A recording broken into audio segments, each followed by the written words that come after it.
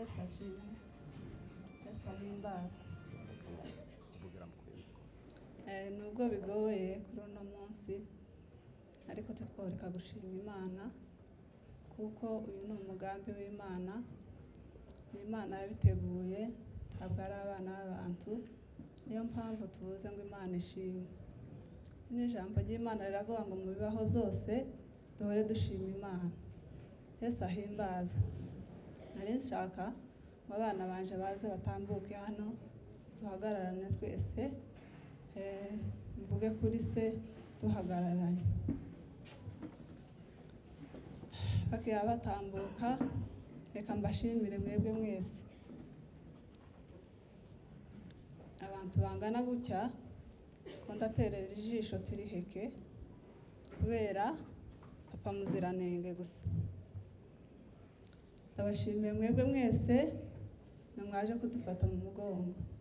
Mukimara kumva ayo makuru mwaraje muraduhumuriza, mutubwira ijambo ry'Imana, turakomera n'ubu nyine turakomeye. Kuko yari umukirisitu ntabwo zatubabaje cyane kuko yagiye, byari umugambi w'Imana. Kubera iyo mpamvu Imana ihabwa icubahiro. Ndabashimiye mwebwe mwese abaje kuduhumuriza. Nshimiye abapasiteri bavuze ijambo ry'Imana, Imana ibaheze umugisha. Nshimiye pasiteri w'umunyagihugu wa Tasiya, yamukundaga cyane, yakazamuhamagara akamwita mama wiwe. Ndamushimiye cyane.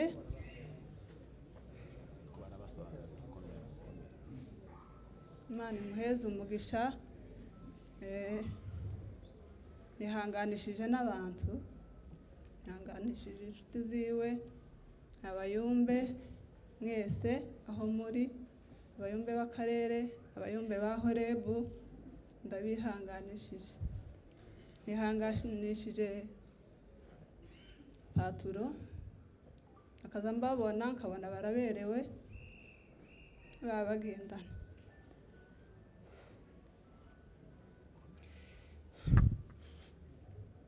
Ariko muhaye Paul, nihanganishije abana bose muri rusange. Yakundaga abana, yagiraga imbabazi.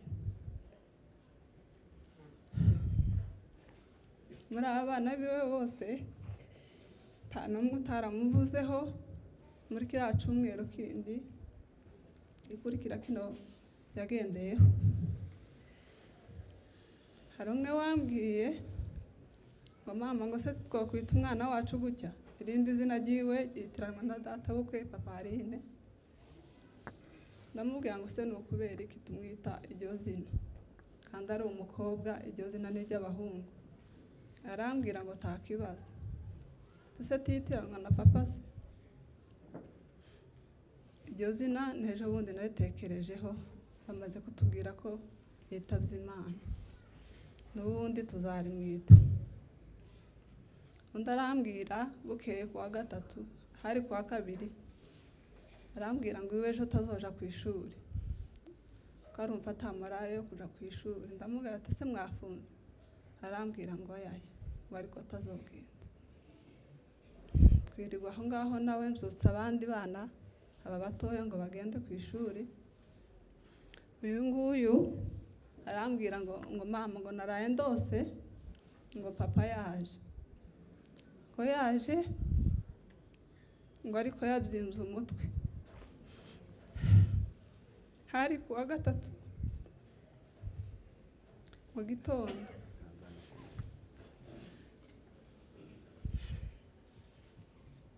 Bamutubikira nimugoroba. Twanamuririye ataravamo umwuka, ariko mvuga ngo ko iyo aje kugira wenda telefone tuba twaramuvugishije aya masaha, habe n'ubwo Imana yari yaramwandikiye kugwa aho ngaho akahagwa, ariko twavuganye, ariko tibyakunze. Ihanganishije Gisore, aramukunda.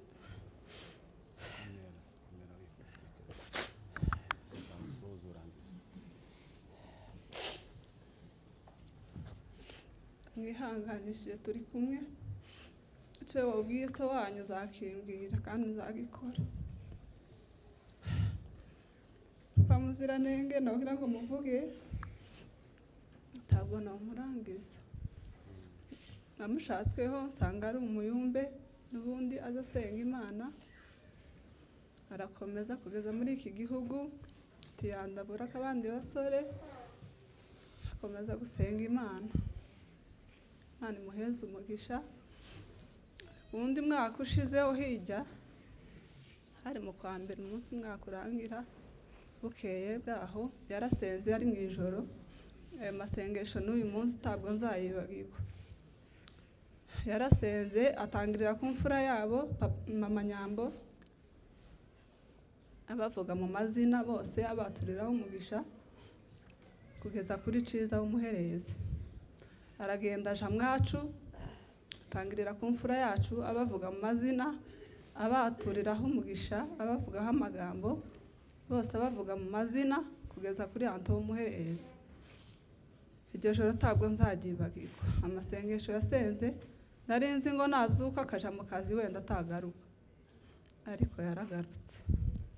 Ndamushimiye, yabaye intwari kugeza ejo bundi agenda ruguru, yansize ndi ku munsi wo kubyara. Nico caneretse ko ari intwari, kandi yakazavuga ngo Imana izomurinde kugwa hano muri Kenya, ngo azabona ngo umuhungu wagonzwe n'imodoka ari ku muhanda ngo agapfa agapfira hano muri Kenya, ngo bikamubabaza. Nshimiye Imana ko aguye ruguru aho yifujije mu misozi yacu. Kuri ubwo ntabwo twihebye cyane, dufite Imana. Navutse mu muryango w'abakirisitu, nshakwa mu muryango w'abakirisitu, niyo mpamvu ntabwoba mfite. Ntabwoba mfite kandi aba bana Imana yampaye mfite amasezerano yabo. Kuva ntarabyara n'umwana n'umwe nari nzi ko ari aba bana nzobyara. Niyo mpamvu ntabwoba mfite, ndi kumwe n'Imana. Kuri ubwo Papa Muziranenge tumwifurije iruhuko ridashira, kandi nshimiye Imana yari yaramumpaye k'umugabo ikaba imujanye. Imana imuheze iruhuko ridashira n'umuzuko w'abera. Murakoze.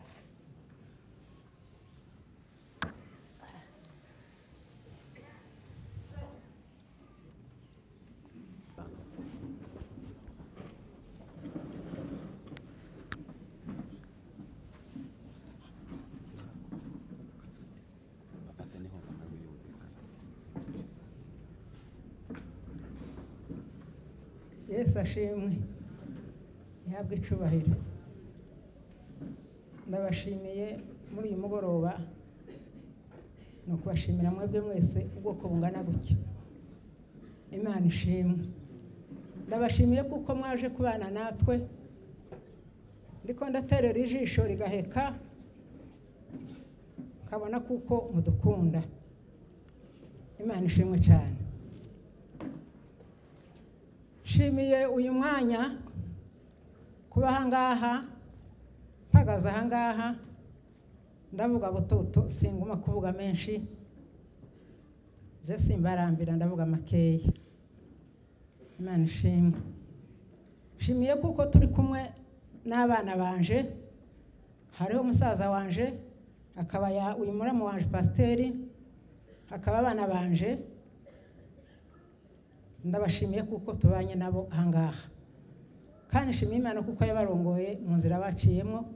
Iragoye iriya nzira yo hakurya izigenda igora abantu, ariko ndabashimiye ko basana amahoro.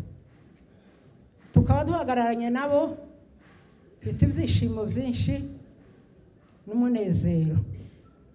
Uyu mwanya mpagaze aha, ndavuga butoto ni inshuti yanje, ni papa wanje, kandi azwa namubwira ngo ni papa wanje. Abana be bakanseka ngo se ngo ko usaza babwira ngo afite nyina, nguko nawe agira nyina, akabwira ngo dore mama turi kumwe, bakamuseka. ariko shimiye Imana kuko butoto nari mufite ari uwanje, ariko butoto si uwanje jenyine, nubwo namuzaye abantu bose ni uwabo. Shimiye Imana kuko twabanye na butoto, iri iwacu muri cya gihugu, turabana turaturana. Uyu mwana, aba bana banje ntabwo bahabaye, biberaga ku mashuri, ariko tubana na butoto ibihe byose. Nasakiriho arasaza turi kumwe, tubana na butoto aratwihanganira. Butoto ni umwana mwiza, yemwe butoto namukundaga, ni inshuti yanje. Tubana nawe mu bintu byose ibikomeye, turabana. Imana ishimwe. Butoto yamenye Imana kera, ibyo byose bavuze ni ukuri. Butoto yamenye Imana kera. Butoto yagiraga senti mu wiwe, niwe waza gucuranga, ariko akabika senti mu nzu yiwe. Imana ishimwe. Butoto amakutano yazagaba, butoto niwe wari umucuranzi wacu mu itorero ryacu. Imana ishimwe.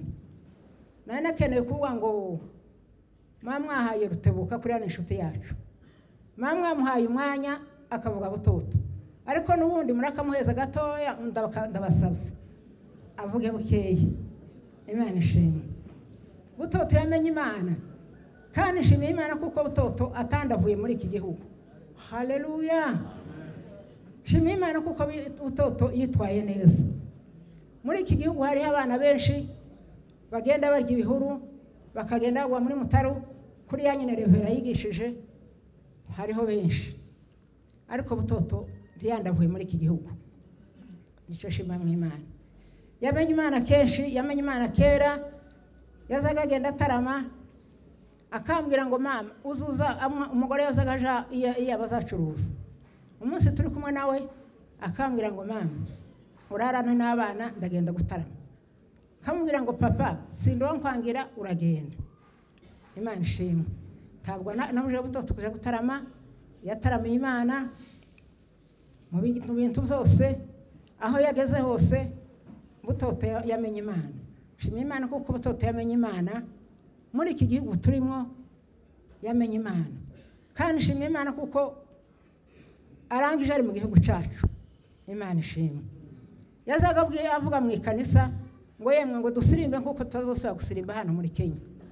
Akavuga ngo jewe n'ukuri ngo ntabwo nzosazira hano muri Kenya, ngo zosazira mu gihugu cyacu. Imana ishimwe.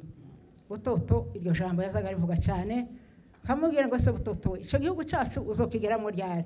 Akambwira ngo mama n'ukuri icyo gihugu uzokigeramo. Imana ishimwe kuko butoto arangije ku gihugu cyacu.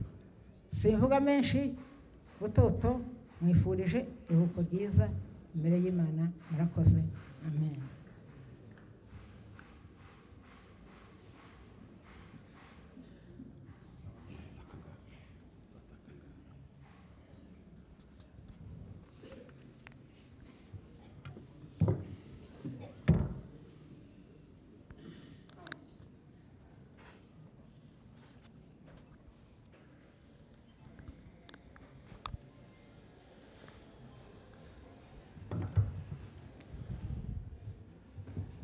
Murakoze cyane.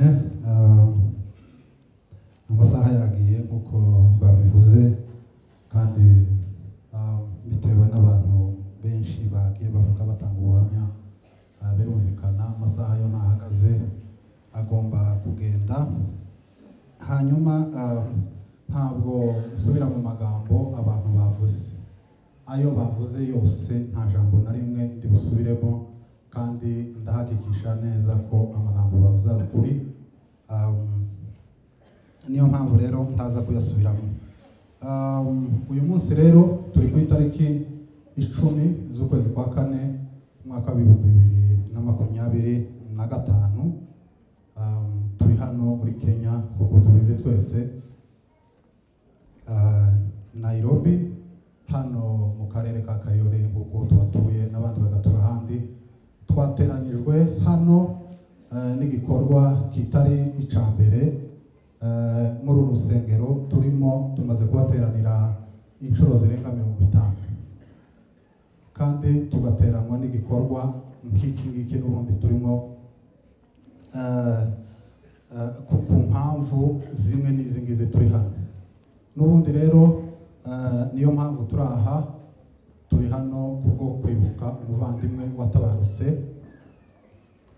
Igihugu cyacu cya Kongo cyaratewe kuva mu mwaka wa 2017 kiraterwa n'abaturanyi babifashijwemo n'ubutegetsi bw'igihugu cyacu.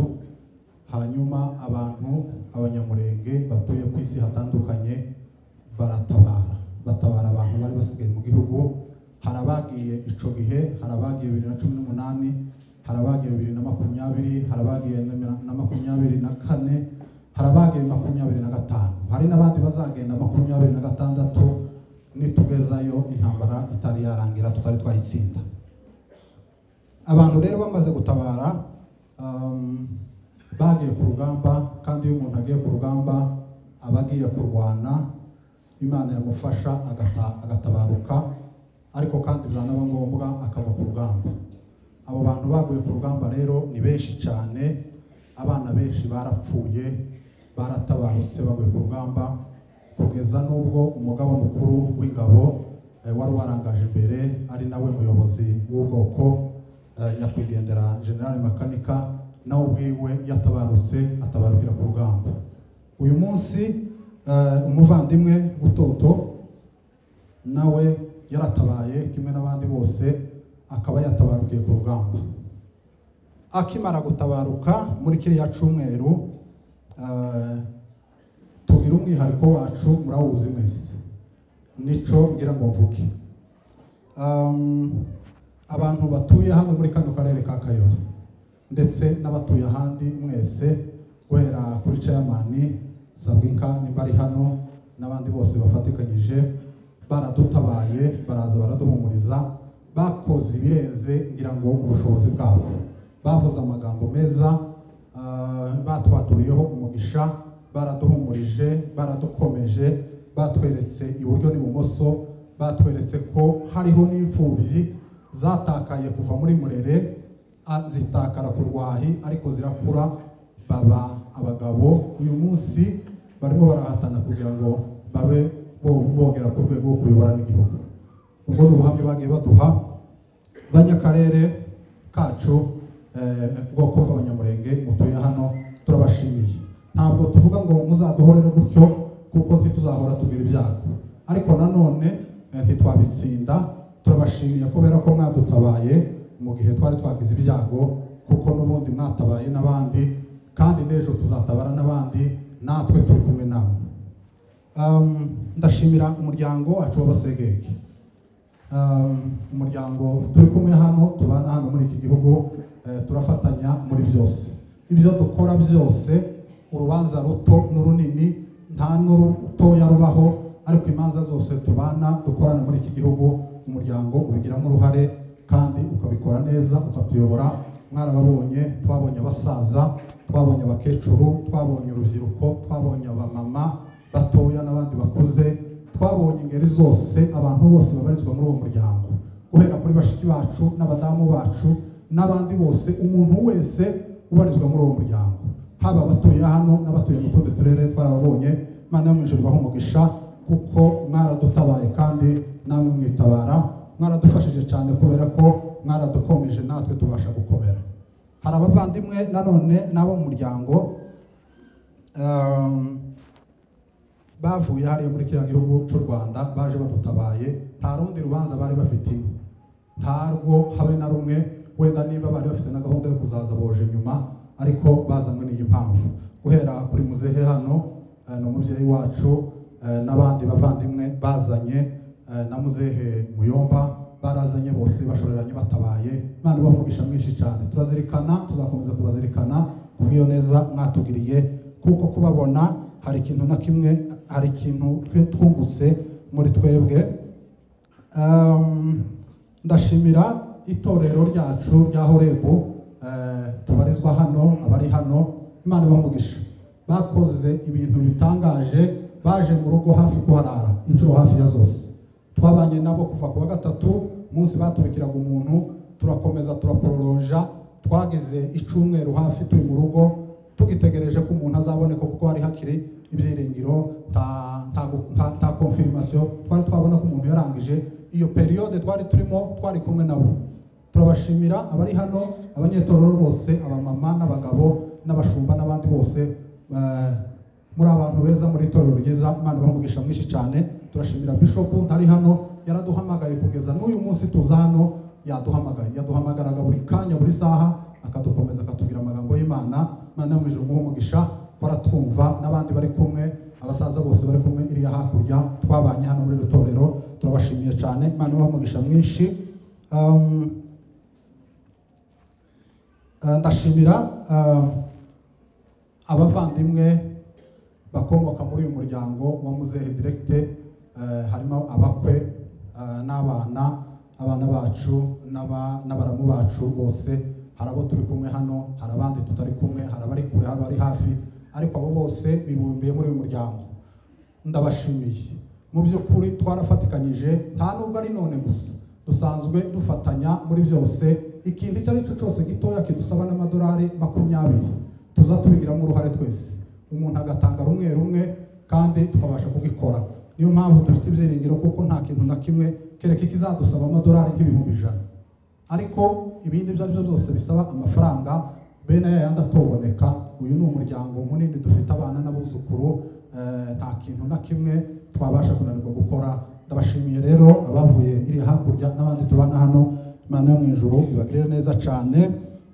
Ninawashukuru sana wa Pastor Susan, Mungu awabariki sana. Tuko pamoja na nyinyi, mlifika nyumbani tukapata kuongea, tuliwaona tukafurahi sana. Tulijua ya kwamba Patrick alikuwa anakaa na nyinyi vizuri. Tutaendelea kukaa na nyinyi vizuri vile mlikuwa mnakaa na Patrick. Tutaendelea kuwa pamoja na nyinyi. Hata tutakuwa tunachukua na siku moja tunakuja huko kanisani. Tutakuwa pamoja na nyinyi, tutakuwa washirika wenu, tutakuwa tunakuja na watoto ili tuendelee ule uhusiano ambao mlikuwa pamoja na Patrick. Mungu awabariki sana. Mlifika hapa nyumbani, hata leo tuliwaona tukafurahi na tutaendelea kufurahi kwa sababu umeongea maneno mazuri kupata nguvu. Mungu awabariki sana na mtakuja kuambia wengine ya kwamba tumewashukuru sana kama kanisa lote kwa ujumla. Dusoza rero ndashimira abantu bose mwabashije kuza uyu munsi, mwabonye impamagazi, muraza muratwitaba. Imana ibamugisha mwinshi cyane kuko kuza kwicara hano presque umunsi wose ntabwo ari ikintu coroshe. Imana ibagirire neza. Turi kumwe, natwe tuzafatanya, turacana abanyamurenge. Ikintu kimwe gusa coba kibi kuri twebwe nuko twotsindwa, ariko mu gihe cyo cyose tukifite ibyiringiro kuko tuzatsinda, kandi koko tuzatsinda.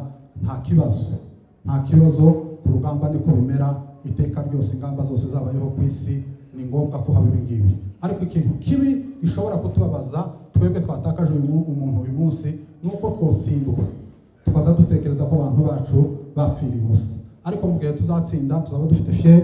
Imana ibamugisha mwinshi cyane. Umuvandimwe nta kintu twomuvugaho kuko ibintu byose babivuze. Jewe navuye mu rugo kera, abasha kuba umugabo mu rugo, akomezanya n'aba bantu kandi akiri muto cyane atarashaka, akora inshingano zose, atakoze ibintu byose byo ari gukora yarabikoze. Imana imuhumugisha kandi namwe Imana ibamugisha, dukomezanye muri byose nk'ubwoko kandi dufashe abakiriho kugira ngo tuzabashe kugera ku ntsinzi. Murakoze cyane. Ndagushimiye umuyobozi w'umuryango kuko kutwihanganira no kubasha kwihanganira amagambo yose tuvuze nubwo umwanya wagiye. Imana ibamugisha. Ndashimira bamuyomba nari mbibagiwe. Ndabashimira cyane. Hari abo turi kumwe hano baje kuva wa munsi, bamuyomba batuye Kitengera. Imana ibamugisha, twarabonye turishima. Ndashimira umuryango wa data bukwe, turi kumwe hano bamuzehe. Ibintu byabaye bagize ukwezi kumwe hano, ntabwo bari batuye muri iki gihugu, hari hatuye abana n'abavandimwe, ariko baraje nabo bari kumwe hano. Turi kumwe twese uyu muryango, tuzakomeza kubana uko bizagenda kose. Nta kibazo, dufite Imana kandi mwihangane ukomere cyane kuko natwe turakomeye. Nta kibazo, abakiriho tuzakomeza tubeho kandi tuzakomeza kuzirikana imirimo abadusize bagiye bakora. Murakoze cyane. Imana ibahe umugisha. Murakoze. Reka tubasabe musubire mu byicaro byanyu.